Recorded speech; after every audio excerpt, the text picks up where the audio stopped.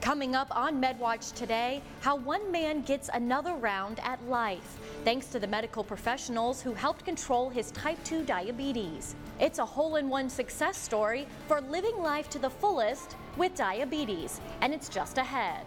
Plus, how the cystic fibrosis program at community medical centers is adding years to patients' lives. We meet one woman who achieved her dream of graduating from college when many said she wouldn't live to see the day.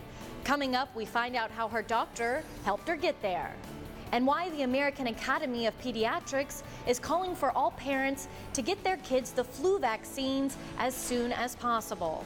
Coming up, we learn how many children died from the flu last year and how you can help protect your kids from what's expected to be a rough flu season. That's still ahead.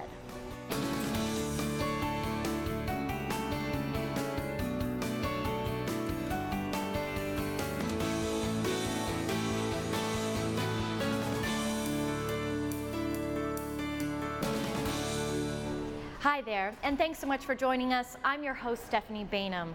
November is National Diabetes Awareness Month, and one Clovis man who has brought a lot of attention to the disease is well known in the golf community. Jon Dechambeau had a health scare that nearly cost him his life, but thankfully, he has the Wound Center at Clovis Community Medical Center to thank for getting his type 2 diabetes back under control. Julie Musgrave has the story. It's safe to say one of Jon Dechambeau's great loves is golf. He played professionally for 18 years, so when his type 2 diabetes caught up to him in the form of a foot infection that wouldn't heal. Everybody has that Superman feeling. I'm Superman and that's not going to happen to me until it happens to you. Jon was at risk of losing his entire leg, his overall health, and his greatest game. Yeah, I got a little emotional about all this stuff. You know, I was like, what am I going to do if I end up in a wheelchair? Jon's doctor, Dr. Cazell at Clovis Community's Wound Center, looked at the options. You have a 5-year 50% mortality rate if you undergo a below-the-knee amputation. And so Jon, statistically speaking, he would not have done well in his 5-year prognosis. Dr. Cazell knew they needed to get rid of all the infection. It would require amputation. But he found a way to save the leg. Instead, they focused on just half of Jon's foot. From a statistical perspective, I think there's significant importance behind salvaging what we have. It was more or less, I've always been a forge forward kind of a guy, so I said, let's do this, let's get it right and done. And the last question I asked him, I said, are you any good?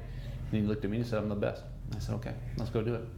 According to Dr. Cazell, Fresno County has the 3rd highest levels in the country of amputation in diabetic patients. And while it is a last resort, a decade ago, what they were able to do for Jon wouldn't have been possible. The technology, the access, it's all available at Community. And once you get past that little scare point, then you start working yourself towards a different time of life, a good life. He says it's weird, but he can still feel his toes, but the infection is gone. But everything looks good. Let's take a look at the other foot also. The hard part is for me just not wanting people to feel sorry for me, you know, to look at me and go, oh, you lost your foot, da, da, da. And that's something that I don't want to present. I mean, I'm still Jon, I'm still a golfer, I'm still a human, I still am a dad. It's something that I should be normal about. Jon still has to do a daily foot inspection in order to prevent any future limb loss. And while he did have to take a break from the green, it was a small price to pay. I would be dead if I wasn't here. These days, Jon is back on the course with some limitations. He mostly watches his son play professionally. Yes, you probably recognize that last name. His son is Bryson DeChambeau of the PGA Tour. And another familiar face is teaching us a thing or two about breast cancer. Our Julie Musgrave sat down with Fresno County Sheriff Margaret Mims to talk about her breast cancer journey and her recovery at Clovis Community's Marjorie E. Radin Breast Care Center. Sheriff Margaret Mims, thank you so much for joining us today. Oh, you bet. Now, a lot of us, we know you as a tough enforcer of the law, but what a lot of folks may not know is that you're tough in another way. You are a breast cancer survivor. When were you first diagnosed? I was diagnosed in February of 2008. And you sought treatment from Clovis Community Medical Center. What was your experience like? Well, everything happened very quickly. I had my regular mammogram in January, and in February then I get the telephone call from the pathologist, and he told me, he said, "You have a little problem here." And then he went on to say that I had malignant breast cancer.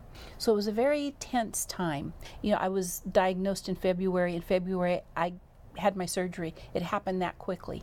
And the important thing to a patient is getting rid of that wait time when all you do is worry about what might be happening. So that really put closure to it very quickly, and I appreciated that. Let's talk specifically about your time at the Marjorie E. Radin Center. All right. What was that experience like?